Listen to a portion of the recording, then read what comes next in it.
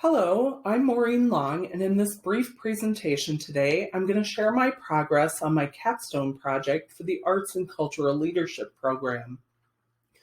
I'm exploring arts-based approaches to conflict resolution and whether those approaches might be beneficial to resolving conflict on nonprofit boards. Before we dive in, I'll tell you a little bit about myself. I'm a musician, I'm a singer, and since 1998, I've also worked as an administrator at the University of Minnesota, which has afforded me the opportunity to develop as a leader and strategic thinker. As a manager, I've navigated and led others through the inevitable conflict that happens within an organization. I decided to pursue the Arts and Cultural Leadership Program because I wanted to take all the business and management competencies I'd developed, deepen my knowledge of arts administration, and apply those skills in service of arts organizations. As I thought about my capstone project, I knew I wanted to study the intersection of art and conflict, and eventually I began to think about traditional approaches to conflict resolution that are employed by for-profit and nonprofit organizations alike, and what those approaches might be missing. There are a great many examples and case studies of how art has been used in the process of resolving conflict in communities. Art that's helped celebrate, communicate, mourn, hope, and heal. But there are very few studies on how the arts might be applied in conflict resolution for organizations, especially nonprofit boards. Given the responsibilities boards have for the organizations they serve, it's critical that boards address and leverage conflict successfully. So for my capstone, the question I decided to research is this: can arts-based approaches to conflict resolution on nonprofit boards be more impactful than traditional approaches? We've been encouraged to be brief, so this presentation will be the tip of the proverbial iceberg on this topic. But you'll have an opportunity to hear more about the capstone projects and ask questions at the capstone discussion and celebration event on May 11th, 2021. You can register by clicking the RSVP button at the top of the page. We all have our own idea of what conflict is, but just for clarity, we can turn to the dictionary, which defines it as a mental struggle resulting from incompatible or opposing needs, drives, wishes, or external or internal demands. To examine it a little deeper, we can say that it's a situation in which one or both parties perceive a threat, whether it's real or not. The key here is perception, which is influenced by our life experience, our culture, our values, and our beliefs. This perception of difference triggers strong emotions like you see here. Conflict is a normal part of the human experience. What matters is how we deal with conflict. So we'll examine conflict in even more depth. Conflict can be categorized in many ways. Several of the theories of organizational conflict that I've examined break it down into two types. The first type is relational conflict, which are interpersonal incompatibilities that manifest in hostility, tension, and even anger. I'm sure we've all seen this play out in organizations like nonprofit boards. Maybe it's two people who refuse to work together or who complain to others about each other. When relational conflict is not addressed effectively, it can cause stress and anxiety for the people involved and the entire group, which has an impact on the social cohesion of the group overall, as well as the work the group is trying to accomplish. Relational conflict can kill productivity. The second type of conflict is cognitive conflict, which is a disagreement about how to perform a task or make a decision, because people have different viewpoints and opinions about how to approach these tasks and decisions. So you may be wondering, are differing viewpoints on how to approach work such a bad thing? Is it possible that some conflict is good for an organization? And the answer to that is yes. Cognitive conflict can actually be good for an organization. If addressed correctly, cognitive conflict can improve communication among the group, and it reduces groupthink, which is where individuals hold back on expressing their opinion or sharing their ideas in favor of group harmony. They don't want to rock the boat. Cognitive conflict can stimulate innovative thinking, which leads to creative problem solving and higher quality decisions. It can also help the group identify potential pitfalls and prepare for them. So in order to resolve conflict effectively, one must gain the capacity to understand one's own feelings and needs, to feel safe, to be respected, heard, and valued, and to be able to recognize and understand the feelings and needs of others. So how does that happen with different approaches? There are numerous approaches to addressing conflict. Most commonly, these take the form of structured, facilitated discussions that employ tools or activities to help group members think about and discuss issues impacting their group. These approaches share a common set of objectives. They aim to increase the group's ability to establish dialogue, listen to one another, speak for oneself instead of criticizing, examine assumptions and ask questions, direct discussion to validate or invalidate those assumptions, let go of your power and that notion of being right, and instead shift to a give and take mentality where you try to find a mutually beneficial outcome. We want to shift paradigms so new perspectives are seen and establish that bond between members and build trust. So I have two examples of activities from traditional approaches to conflict resolution. The first is a 5-phase approach described by W.W. Burke as he worked with various work groups, for example, medical technicians and physicians at a hospital complex. You can pause this video to read the approach thoroughly. As you can see, this approach involves working individually and in small groups to generate lists that clarify the issues and help group members see how their perspectives of each other and of the issues differ and how they're the same. It leads the group to prioritize the problems and find solutions. The second example of a traditional approach focuses on particular skills. So this example teaches the importance of listening and reflecting back what you hear the other person saying, rather than focusing on what you will say next. This gives the opportunity to ensure that you understand what's being said. The other person has a chance to clarify, which reduces those assumptions that lead to faulty perceptions and decisions. So those are just two examples of the numerous traditional approaches to conflict resolution. Next, we'll look at arts-based approaches and talk about how they might enhance the conflict resolution process. In the examples we just saw, the aim was to build skills in listening, understanding others' viewpoints, and finding that win-win solution. Miriam Liebman, author of the book Arts Approaches to Conflict, explains that arts approaches can provide special opportunities to develop and practice the skills that traditional approaches teach. Arts approaches do this in a variety of ways. By actively involving participants, for example, through role play, so they can actually experience someone else's point of view.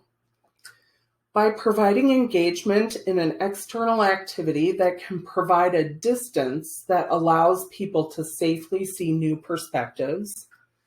By allowing people to try different ways of being and explore different options. By engaging the whole person and including creativity and emotions, giving room to speak from the heart and leading to new insights. And by providing nonverbal means which is helpful especially to those who lack the communication skills needed to express their feelings or resolve issues verbally.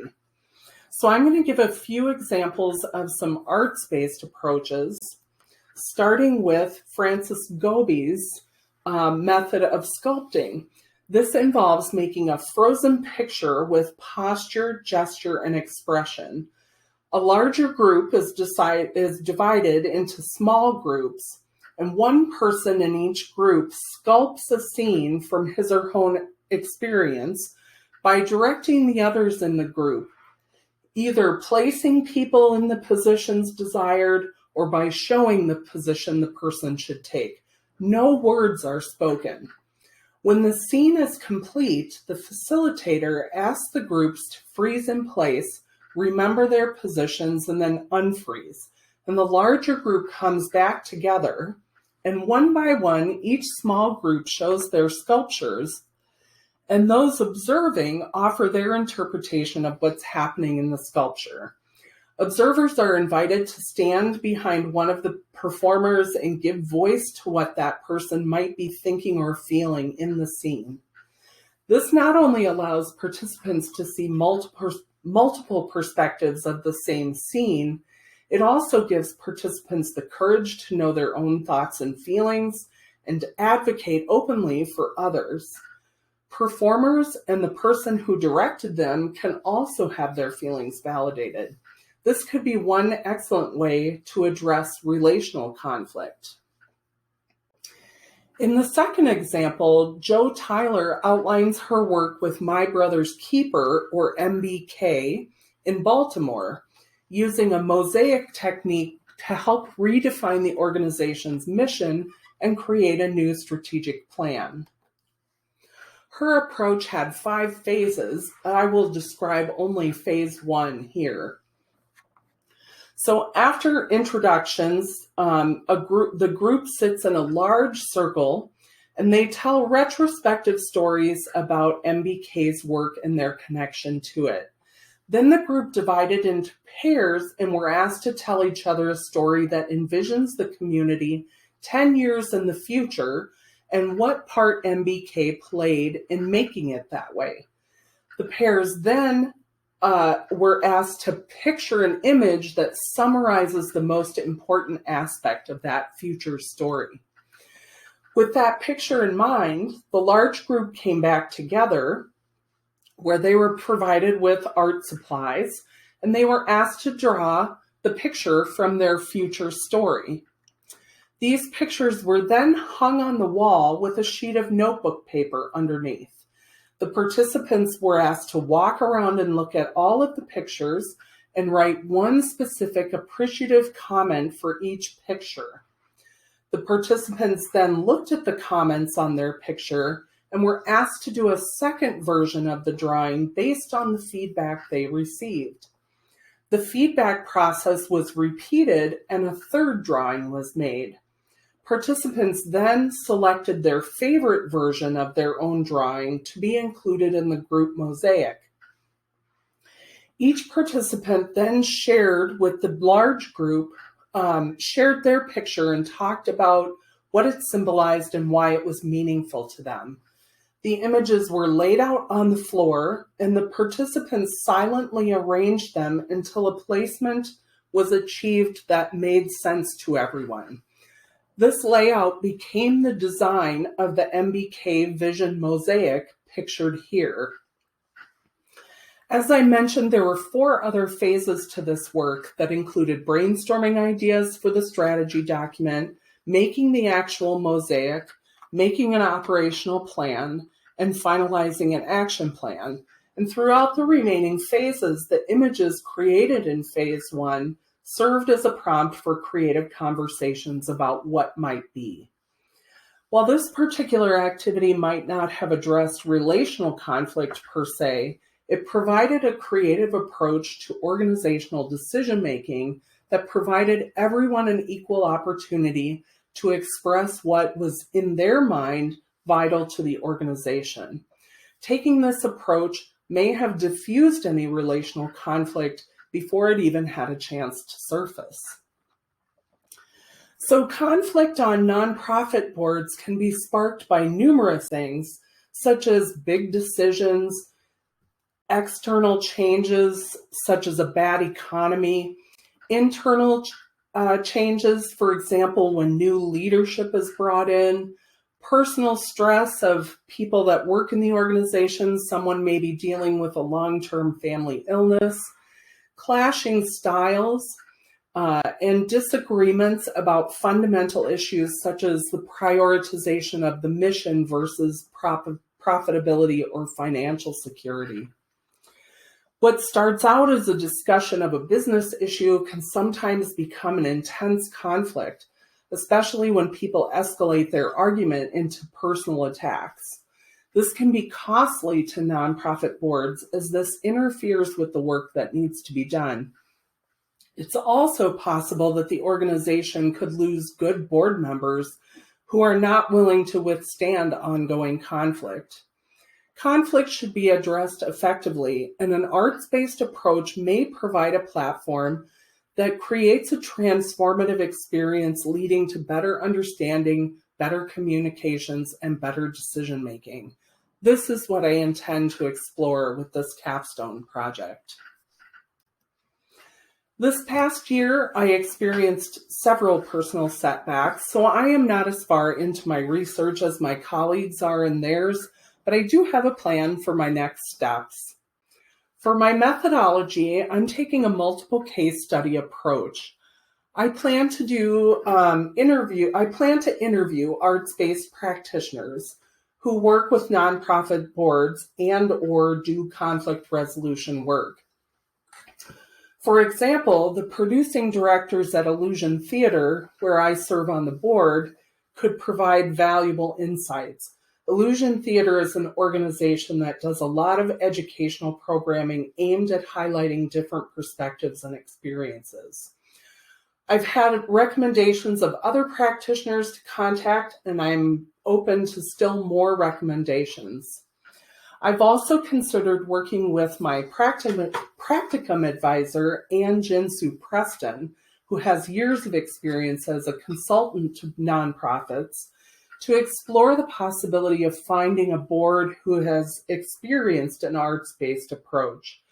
If at least one can be identified, and if they're willing to participate, I may conduct a survey or interviews of board members to assess the success. I'm also taking a grounded theory approach in that the analysis of the data that I collect from the interview should allow me to identify patterns and possibly an emerging theory. I anticipate that my interviews will confirm that arts-based approaches can be effective in resolving conflict on nonprofit boards. However, I remain open to whatever I might discover in my research. That concludes the presentation on my capstone. I would like to extend my gratitude to Dr. Tom Borup and all of the faculty and staff who have contributed to my education in the ACL program. I also want to thank my cohort colleagues, Amy, Benjamin, Kimberly, Sarah, and Molly, for their incredible support over the course of my studies, but especially in the last year. You are all amazing, creative people, and I'm grateful to have had the opportunity to learn from and along with you. And in advance, I want to thank Illusion Theater, Ann Preston, and all those who will be participating in my research over the coming months. Last but not least, thank you for your time and attention. I hope to see you at the Capstone Discussion and Celebration event on May 11th. You may RSVP on this website. Thank you.